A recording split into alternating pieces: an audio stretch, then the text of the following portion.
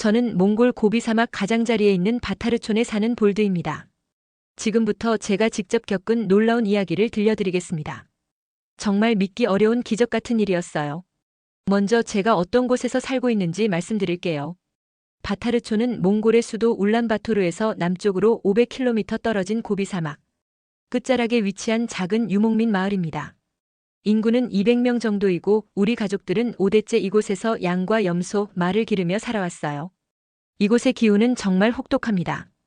겨울에는 영하 40도까지 내려가고 여름에는 40도가 넘어갑니다. 특히 겨울철 블리자드가 몰아칠 때는 며칠 동안 집 밖으로 나갈 수도 없어요. 그런데 여기서 가장 특별한 것은 바람입니다. 1년 내내 강한 바람이 불어서 아이들이 걸어 다니기도 힘들 정도예요. 어른들은 이 바람을 저주라고 생각했지만 저는 대학에서 공학을 배우면서 이 바람이 에너지가 될 수 있다는 걸 알게 됐어요. 저는 울란바토르 공과대학에서 전기공학을 전공했습니다.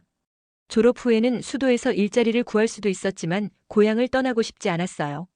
하지만 현실은 냉혹했습니다. 우리 마을에는 전기가 없거든요. 밤이 되면 양초나 등유 램프에 의존해야 했고 겨울에는 말똥과 나무를 태워서 난방을 해야 했어요.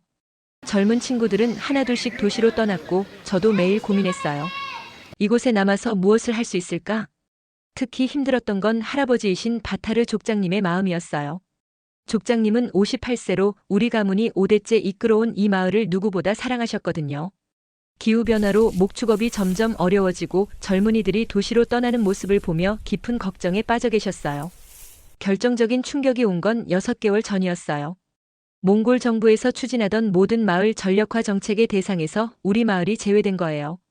송전탑을 세우고 전선을 끌어오는 비용이 마을 규모에 비해 너무 크다는 이유였죠.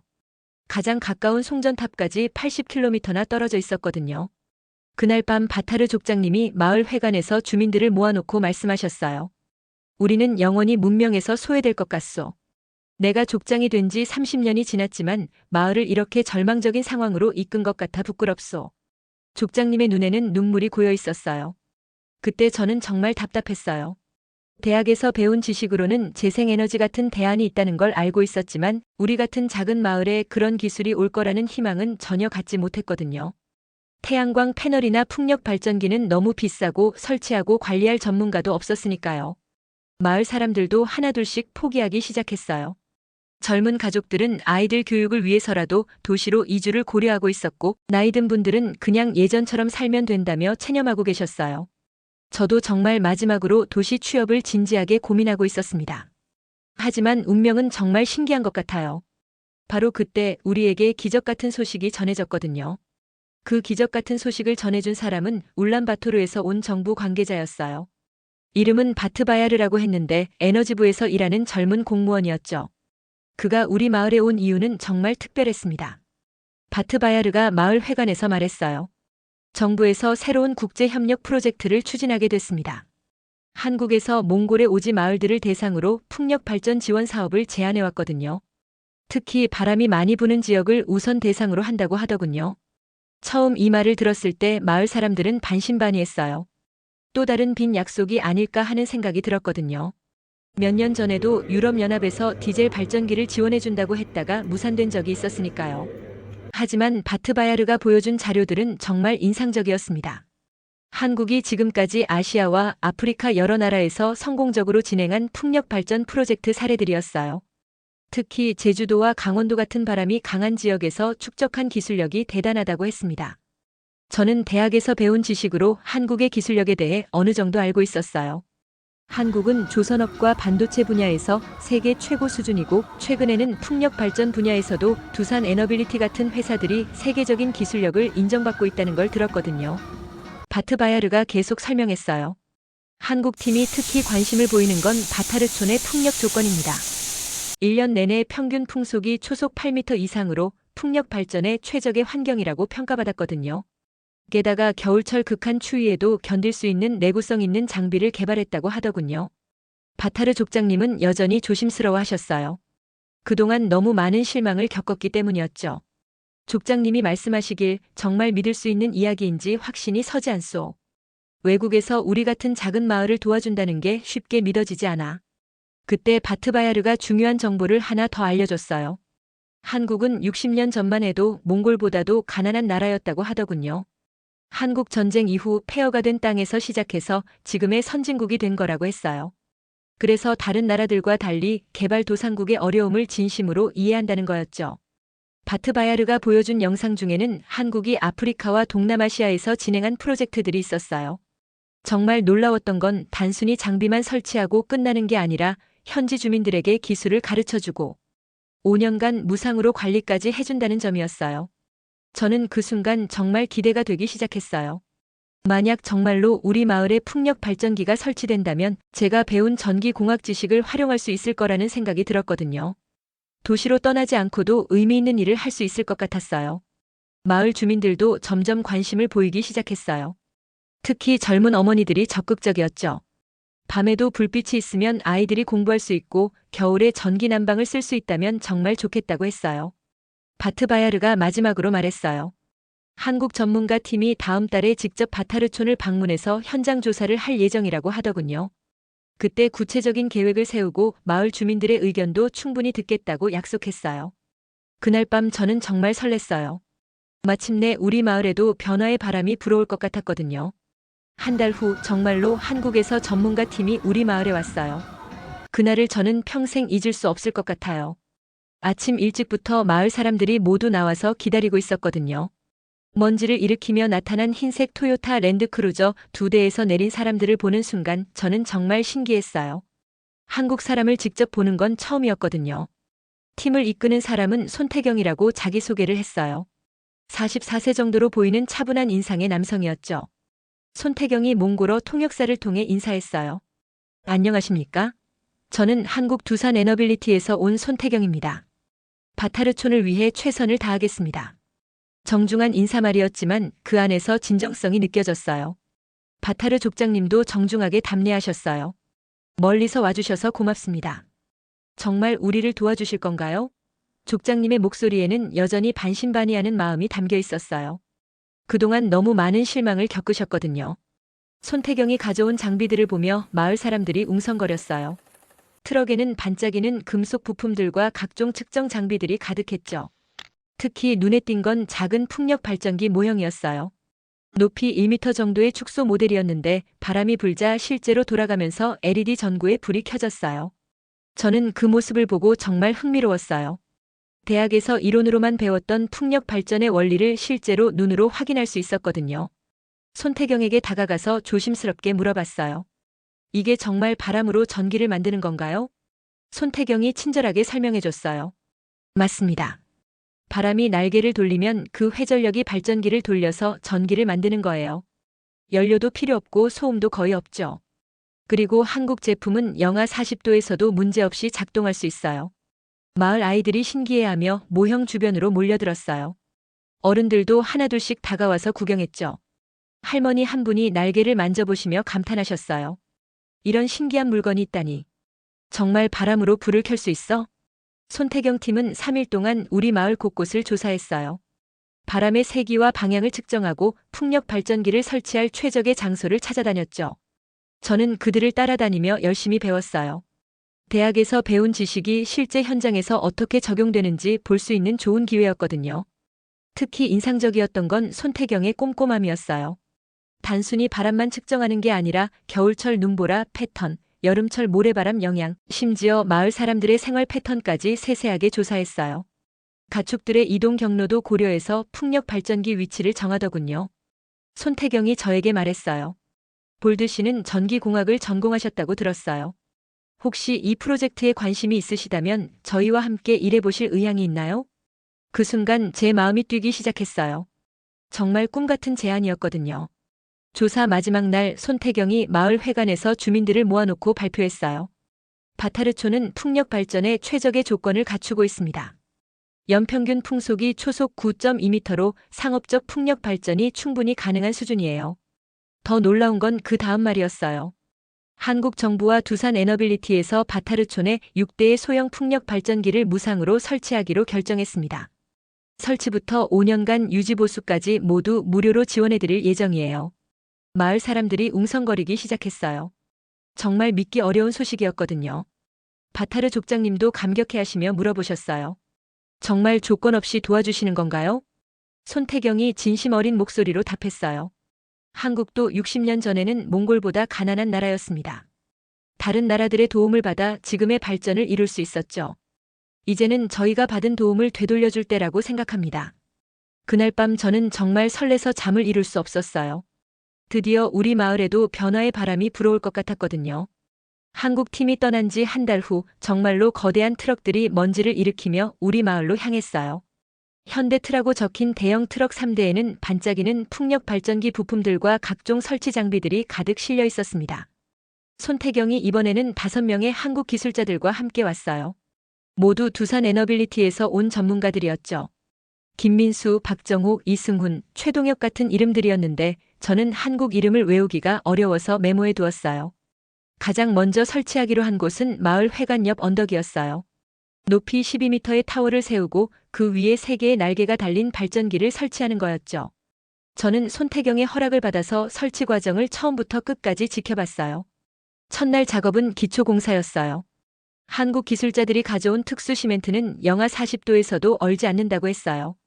김민수가 저에게 설명해줬어요. 이 시멘트에는 부동액 성분이 들어있어서 몽골의 혹독한 추위에도 견딜 수 있어요. 제주도 해안가에서도 같은 제품을 사용하거든요. 마을 사람들이 하나둘씩 모여들어서 신기한 듯 구경했어요. 특히 아이들이 흥미로워했죠. 우리 마을에서는 본 적 없는 기계들과 장비들이 가득했거든요. 크레인, 드릴, 각종 전동 공구들이 웅웅거리는 소리를 내며 작동했어요. 바타르 족장님은 여전히 조심스러워 하셨어요. 족장님이 손태경에게 물어보셨어요. 정말 이 큰 바람개비가 우리 집까지 전기를 보내줄 수 있을까요? 손태경이 자신있게 답했어요. 물론입니다. 이 발전기 하나로 50가구가 사용할 수 있는 전력을 생산할 수 있어요. 이틀째 되는 날 드디어 타워를 세우는 작업이 시작됐어요. 크레인이 12m 높이의 강철 기둥을 천천히 들어올리는 모습은 정말 장관이었어요. 마을 사람들이 모두 나와서 지켜보며 탄성을 질렀죠. 작업 중에 예상치 못한 일이 벌어졌어요. 갑자기 강한 돌풍이 불어와서 크레인 작업을 중단해야 했거든요. 바람의 세기가 초속 15m를 넘어서 위험했어요. 마을 사람들이 걱정했지만 한국 기술자들은 침착했어요. 박정호가 말했어요. 괜찮습니다. 저희는 제주도에서 태풍 속에서도 작업해본 경험이 있어요.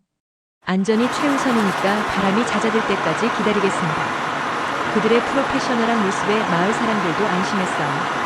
바람이 잦아든 후 타워 설치가 무사히 완료됐어요.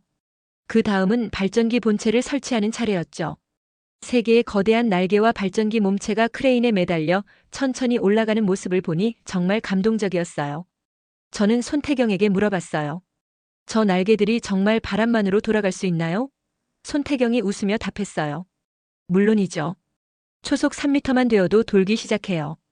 바타르촌의 평균 풍속이면 충분히 최대 출력을 낼 수 있습니다. 설치 작업 마지막 날 드디어 모든 전선 연결이 완료됐어요. 손태경이 마을 회관에 설치한 제어반을 가리키며 설명했어요. 이 화면으로 발전량과 배터리 상태를 실시간으로 확인할 수 있어요. 스마트폰 앱으로도 관리가 가능합니다. 저는 그 순간 정말 신기했어요. 한국의 IT 기술과 풍력 발전 기술이 결합된 결과물이었거든요. 단순히 전기만 만드는 게 아니라 똑똑하게 관리할 수 있는 시스템이었어요. 해가 지기 시작하자 마을 사람들이 모두 회관 앞에 모였어요. 역사적인 순간을 함께 지켜보기 위해서였죠. 바타르 족장님이 떨리는 손으로 스위치 앞에 서셨어요. 손태경이 격려했어요. 족장님 용기를 내세요.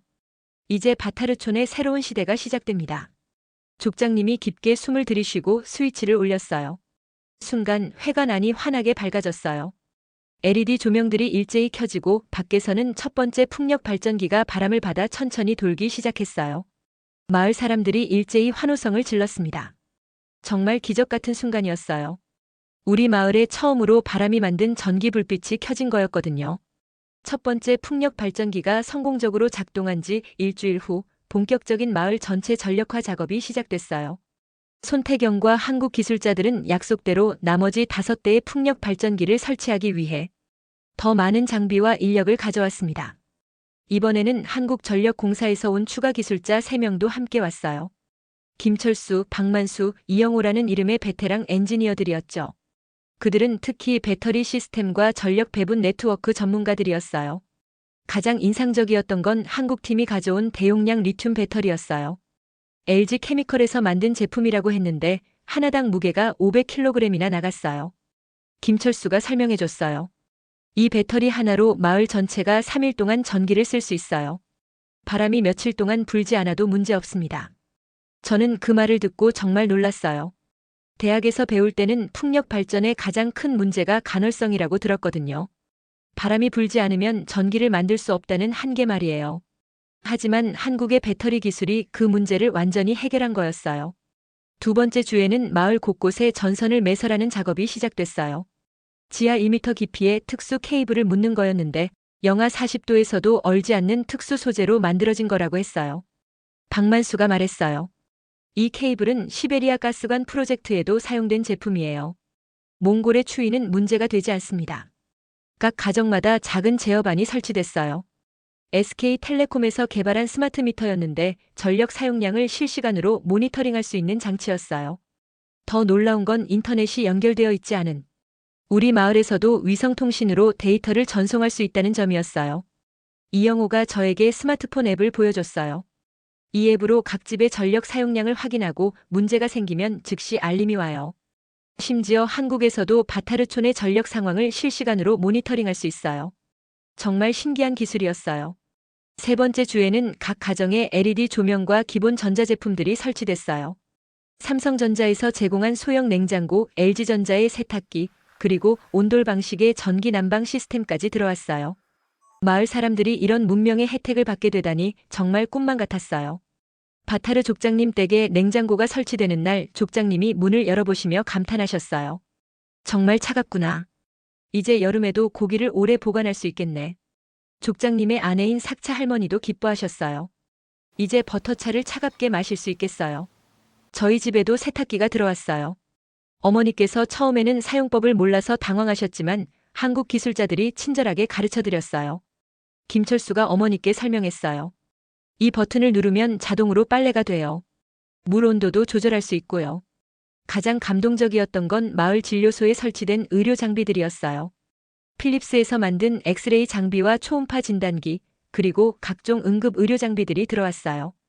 이제 큰 병이나 응급 상황이 생겨도 울란바토르까지 가지 않아도 기본적인 치료는 받을 수 있게 됐어요. 마을 보건 담당자인 토고 의사가 말했어요. 이제 임산부들의 초음파 검사도 가능하고 골절 진단도 즉시 할 수 있어요. 정말 고마운 일입니다. 한국의 의료기술이 우리 마을 사람들의 생명을 구할 거예요. 네 번째 주에는 마을 학교에 컴퓨터실이 만들어졌어요. 삼성 노트북 10대와 LG 모니터들이 설치됐죠. 인터넷은 KT 위성 인터넷 서비스를 통해 연결됐어요. 아이들이 처음으로 인터넷을 경험하는 모습은 정말 신기했어요. 우리 마을 선생님인 바트 채책이 감격해했어요. 이제 아이들이 세계와 소통할 수 있어요. 한국어도 배울 수 있고 온라인으로 다양한 지식을 습득할 수 있게 됐어요. 한국이 우리 아이들에게 미래를 선물해 준 거예요. 저도 그 컴퓨터실에서 한국어 공부를 시작했어요. 구글 번역기와 유튜브를 통해 한국 문화와 기술에 대해 더 자세히 알 수 있었거든요. 손태경과 직접 한국어로 대화해보고 싶었어요. 마침내 모든 설치가 완료된 날 마을 전체가 축제 분위기였어요. 해가 지자 바타르촌 곳곳에서 따뜻한 불빛들이 켜졌어요. 6대의 풍력 발전기가 일제히 돌아가며 전기를 만들어내는 모습은 정말 장관이었어요. 그날 밤 저는 스마트폰으로 발전량을 확인해 봤어요. 시간당 12kW의 전력이 생산되고 있었고 배터리 충전율은 95%였어요. 정말 안정적이고 효율적인 시스템이었어요. 바타르 족장님이 마을 광장에서 연설하셨어요. 오늘부터 우리 바타르촌은 새로운 시대를 맞이합니다. 한국이 우리에게 선물해준 이 기술로 우리 아이들은 더 나은 미래를 꿈꿀 수 있게 됐어요. 풍력 발전 시스템이 완전히 가동된 지 2달이 지났을 때 우리에게 예상치 못한 시련이 찾아왔어요. 11월 말 몽골 기상청에서 50년 만에 최강 블리자드가 온다고 경고했거든요. 마을 사람들은 모두 걱정에 빠졌어요. 바타르 족장님이 특히 걱정하셨어요. 족장님이 말씀하시길 저런 강한 바람에 풍력 발전기들이 견딜 수 있을까요? 혹시 부러지거나 고장나면 어떻게 하지요? 예전에 설치했던 유럽산 디젤 발전기도 혹독한 추위에 얼어서 고장났었거든요. 저도 솔직히 불안했어요. 아무리 한국 기술이 우수하다고 해도 영하 45도까지 내려가는 극한 추위와 초속 30m가 넘는 강풍을 견딜 수 있을까 싶었거든요. 혹시 모든 게 물거품이 되는 건 아닐까 하는 두려움이 들었어요.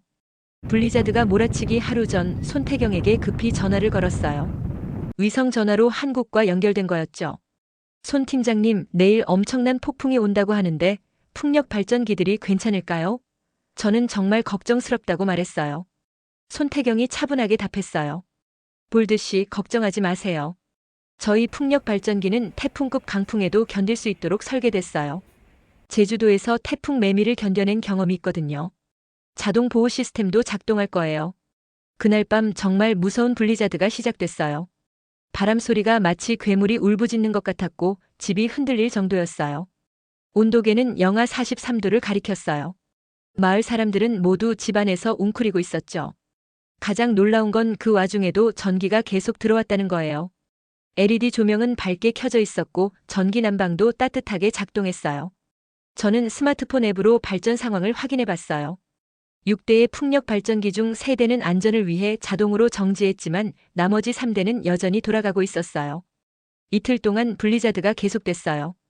그동안 우리는 배터리에 저장된 전력으로 생활할 수 있었어요. 김철수가 말했던 대로 3일치 전력이 충분히 저장되어 있었거든요. 정말 완벽한 설계였어요. 블리자드가 지나간 후 마을 사람들이 모두 나와서 풍력 발전기들을 확인했어요. 정말 놀라웠어요. 6대 모두 멀쩡히 서 있었고 날개에도 손상이 전혀 없었어요. 오히려 블리자드로 쌓인 눈이 자동으로 털어져 나가면서 더 깨끗해 보였어요. 바타르 족장님이 감탄하셨어요. 정말 대단하구나. 저런 무서운 바람에도 끄떡없다니. 한국 기술은 정말 믿을 만하네요. 마을 사람들도 모두 안도의 한숨을 쉬었어요. 더 놀라운 일은 그 다음에 벌어졌어요. 블리자드 이후 바람이 더 강해졌는데 풍력 발전기들이 평소보다 더 많은 전기를 만들어내기 시작한 거예요. 시간당 15kW까지 출력이 올라갔어요. 이영호가 미리 설명해준 대로 바람이 강할수록 더 많은 전기를 생산하는 거였어요. 그 시기에 정말 기적 같은 일이 벌어졌어요. 우리 마을에서 30km 떨어진 채채놀 마을에서 급히 도움을 요청해 왔거든요. 그들의 디젤 발전기가 추위에 얼어서 완전히 고장나버린 거예요. 채채놀 마을의 게렐 족장이 눈보라를 뚫고 우리 마을까지 왔어요. 바타르 족장님, 우리를 도와주세요. 전기가 없어서 난방도 못하고 있어요. 아이들이 너무 추워해서 견디기 힘들어요. 바타르 족장님이 저에게 물어보셨어요. 볼드야, 우리가 채채놀까지 전기를 보내줄 수 있을까? 저는 스마트폰으로 발전량을 확인해 봤어요. 지금 생산되는 전력이 우리 마을 사용량의 2배였거든요. 가능합니다, 족장님. 지금 여유 전력이 충분해요. 한국전력공사에서 가져온 이동식 배터리를 트럭에 실어서 보내드릴 수 있어요. 저는 자신있게 답했어요. 그날 우리는 채채놀 마을에 대용량 배터리 2개를 보내줬어요. 3일 동안 쓸 수 있는 전력이었죠. 채채놀 사람들이 정말 고마워했어요. 게렐 족장이 눈물을 흘리며 말했어요. 바타르촌이 우리 생명의 은인이에요. 한국 기술이 우리까지 살려준 거네요. 그 사건 이후 우리 마을의 위상이 완전히 달라졌어요. 주변 마을들이 우리를 부러워하기 시작했고 몽골 정부에서도 바타르촌을 모범 사례로 소개하기 시작했어요. 무엇보다 저 자신이 정말 자랑스러웠어요. 한국 기술을 배워서 우리 마을뿐만 아니라 이웃 마을까지 도울 수 있게 된 거였거든요. 이제 저는 도시로 떠날 생각이 전혀 없어졌어요. 풍력 발전 시스템이 설치된 지 6개월이 지나자 우리 마을은 완전히 다른 곳이 되었어요. 가장 큰 변화는 젊은 사람들이 더 이상 도시로 떠나지 않는다는 거였어요. 오히려 다른 마을에서 우리 마을로 이주해 오는 사람들이 생겼어요. 제 친구 바트바야르도 울란바토르에서 일하다가 고향으로 돌아왔어요. 그가 말했어요. 도시에서는 전기세도 비싸고 공기도 나쁜데 여기서는 깨끗한 바람으로 만든 무료 전기를 쓸 수 있잖아. 게다가 인터넷도 되니까 원격 근무도 할 수 있고요. 정말 그랬어요. KT 위성 인터넷 덕분에 마을에서도 온라인 비즈니스가 가능해졌거든요. 마을 여성들은 전통 펠트 제품을 만들어서 인터넷으로 전 세계에 판매하기 시작했어요. 전기 재봉틀과 세탁기 덕분에 품질도 훨씬 좋아졌고요. 바타르 족장님의 딸인 오이툰 지드도 온라인 쇼핑몰을 시작했어요. 몽골 전통 의상과 수공예품을 한국과 일본에 수출하는 사업이었죠. 한 달 수입이 울란바토르 직장인보다 더 많다고 하더군요. 저는 손태경의 추천으로 두산 에너빌리티의 몽골 지역 기술 매니저로 정식 채용됐어요. 급여도 받으면서 우리 마을뿐만 아니라 몽골 전역의 풍력 발전 프로젝트를 관리하는 일이었어요. 정말 꿈만 같은 일이었어요. 그 무렵 정말 놀라운 소식이 들려왔어요. 한국 정부에서 우리 마을을 아시아 녹색 에너지 모범 마을로 선정했다는 거였어요. 그리고 저를 포함해서 마을 대표 5명을 한국에 초대한다는 소식까지 전해졌어요. 바타르 족장님, 저 오이툰지드, 토고 의사, 그리고 바트 채책 선생님이 선발됐어요. 한국을 직접 가볼 수 있다는 소식에 마을 전체가 들썩였어요. 특히 저는 그동안 인터넷으로만 봤던 한국의 실제 모습을 볼 수 있다는 기대감에 잠을 이룰 수 없었어요. 한국 출발 전날 밤 마을 사람들이 모두 모여서 송별회를 열어줬어요. sakcha 할머니가 전통대를 새로 만들어서 선물해 주셨어요. 한국 사람들에게 몽골의 아름다운 문화를 보여주라고 하시면서요. 인천국제공항에 도착했을 때의 감동은 정말 말로 표현할 수 없었어요. 공항 자체가 하나의 도시 같았고 모든 것이 자동화되어 있었어요. 에스컬레이터를 처음 타본 바타르 족장님이 신기해하시는 모습이 인상적이었어요.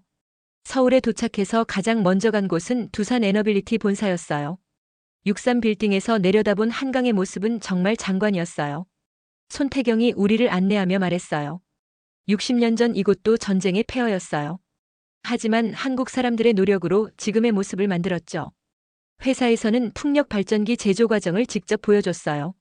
로봇들이 정교하게 부품을 조립하는 모습, 품질 검사를 위한 각종 테스트 과정들이 정말 인상적이었어요. 이런 기술력으로 만든 발전기가 우리 마을에 설치된 거구나 싶어서 자랑스러웠어요. 둘째 날에는 제주도를 방문했어요. 제주도의 풍력 발전 단지를 보는 순간 정말 압도됐어요. 수백 대의 거대한 풍력 발전기들이 푸른 바다를 배경으로 웅장하게 돌아가고 있었거든요. 우리 마을의 작은 발전기들도 이런 기술의 연장선이구나 싶었어요. 제주도 한림읍에서는 우리와 비슷한 상황에 있던 마을을 방문했어요. 10년 전까지만 해도 외딴 어촌 마을이었는데 풍력 발전으로 완전히 바뀐 곳이었어요. 마을 이장 김봉수 씨가 우리를 반갑게 맞아줬어요. 김봉수 씨가 말했어요. 처음에는 저희도 반신반의했어요. 하지만 지금은 전기료 걱정 없이 살고 젊은 사람들도 돌아와서 마을이 활기를 되찾았어요. 몽골에서도 똑같은 변화가 일어날 거예요. 셋째 날에는 강원도 태백산맥의 풍력 발전소를 견학했어요. 해발 1500m 고지대에 설치된 발전기들이 우리 마을과 비슷한 환경이었어요. 겨울에는 영하 20도까지 내려가는 곳인데도 10년 넘게 문제없이 작동하고 있다고 했어요. 그곳에서 만난 이철민 소장이 저에게 특별한 제안을 했어요.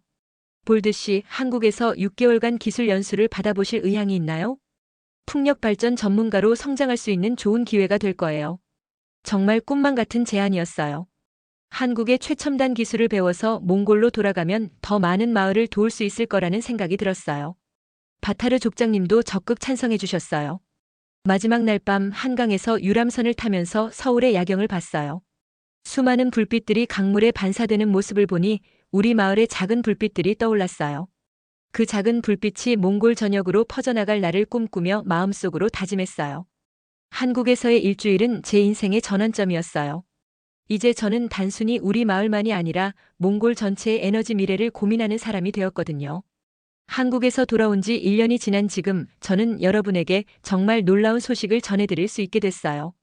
바타르촌의 성공 사례가 몽골 전역에 퍼져나가면서 지금까지 27개 마을에 한국의 풍력 발전 기술이 도입됐거든요. 저는 한국에서 6개월간 기술 연수를 받고 돌아와서 몽골 신재생에너지 공사의 기술 고문으로 일하고 있어요. 두산 에너빌리티와 한국전력공사가 합작으로 설립한 현지 법인에서 근무하면서 몽골의 에너지 혁신을 이끌고 있답니다. 한국 연수 기간 동안 정말 많은 것을 배웠어요.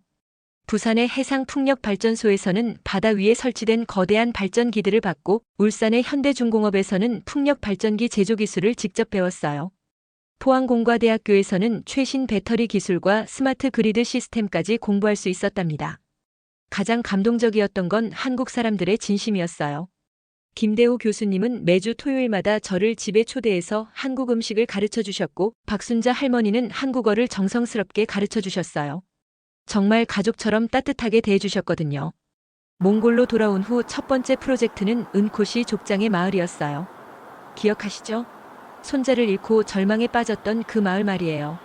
이제 그 마을도 밤에 환하게 빛나고 있어요. 은코시 족장이 저를 꼭 안으며 말씀하셨어요. 볼드야, 내 덕분에 우리 마을 아이들이 안전해졌다. 정말 고맙다. 두 번째 프로젝트는 고비 사막 한가운데 있는 달란자다드 마을이었어요. 관광객들이 많이 오는 곳인데 전기가 없어서 밤에는 별 구경밖에 할 게 없었거든요. 한국 기술로 풍력 발전소를 설치한 후 이제는 밤에도 낙타 트레킹과 전통 공연을 할 수 있게 됐어요. 가장 자랑스러운 건 제가 직접 설계한 이동식 풍력 발전 시스템이에요. 유목민들이 계절에 따라 이동할 때 함께 가져갈 수 있는 소형 발전기를 만든 거예요. 현대자동차에서 지원한 특수 트럭에 실어서 어디든 가져갈 수 있답니다.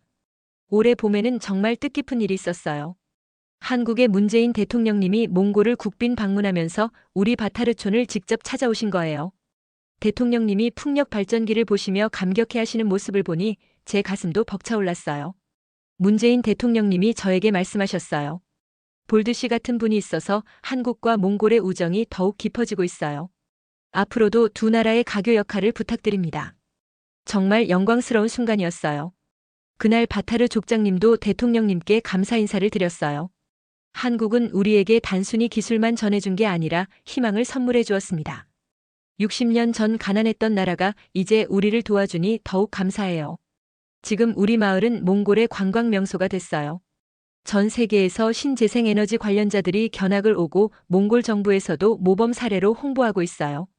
작년에는 UN 지속 가능 발전 목표 우수 사례로 선정되기도 했답니다. 제 개인적으로도 큰 변화가 있었어요. 작년에 울란바토르 국립대학교에서 명예공학 박사 학위를 받았고 아시아 청년 리더상도 수상했어요. 하지만 무엇보다 소중한 건 사랑하는 사람을 만난 거예요. 한국 연수 시절 만난 김미영 씨와 결혼해서 지금은 바타르촌에서 함께 살고 있어요. 미영 씨는 서울대학교에서 환경공학을 전공한 엔지니어인데 몽골의 환경 보호에 관심이 많아서 이곳에 정착하게 됐어요. 내년에는 아이도 태어날 예정이랍니다. 요즘 저는 더 큰 꿈을 꾸고 있어요. 몽골뿐만 아니라 중앙아시아 전체에 한국의 신재생에너지 기술을 보급하는 일이에요. 카자흐스탄, 키르기스스탄, 우즈베키스탄 같은 나라들도 우리와 비슷한 상황이거든요. 한국 정부에서도 신북방 정책의 일환으로 이 프로젝트를 적극 지원하기로 했어요. 내년부터는 아시아개발은행과 함께 중앙아시아 신재생에너지 마스터 플랜을 수립할 예정이에요. 정말 가슴 뛰는 일이에요. 지금 이 순간에도 우리 마을의 6대 풍력 발전기가 열심히 돌아가고 있어요. 그 바람 개비들을 볼 때마다 생각해요. 바람은 국경이 없어요. 한국에서 불어온 기술의 바람이 몽골을 거쳐서 온 아시아로 퍼져나가고 있어요. 손태경 팀장님이 처음 우리 마을에 왔을 때 했던 말이 생각나요. 한국도 60년 전에는 도움을 받는 나라였지만 이제는 도움을 주는 나라가 됐다고 하셨잖아요. 저도 언젠가는 다른 나라를 도울 수 있는 사람이 되고 싶어요. 오늘도 석양을 받으며 돌아가는 풍력 발전기를 바라보며 감사한 마음을 가져봅니다. 한국이 우리에게 준 건 단순히 전기가 아니라 꿈이었어요. 어둠 속에서 포기하려던 우리에게 새로운 희망을 심어준 거였죠. 이제 그 희망의 씨앗이 몽골 전역에 그리고 더 멀리 아시아 전체에 뿌려지고 있어요. 바람이 전하는 희망의 메시지가 세상 곳곳에 닿기를 바라며 저는 오늘도 새로운 마을을 위한 설계를 시작합니다. 여러분도 언젠가 바타르촌에 오셔서 바람이 만든 전기로 켜지는 따뜻한 불빛을 보시길 바라요. 그리고 한국과 몽골이 함께 만들어가는 아름다운 우정의 이야기를 함께 나눠요. 감사합니다.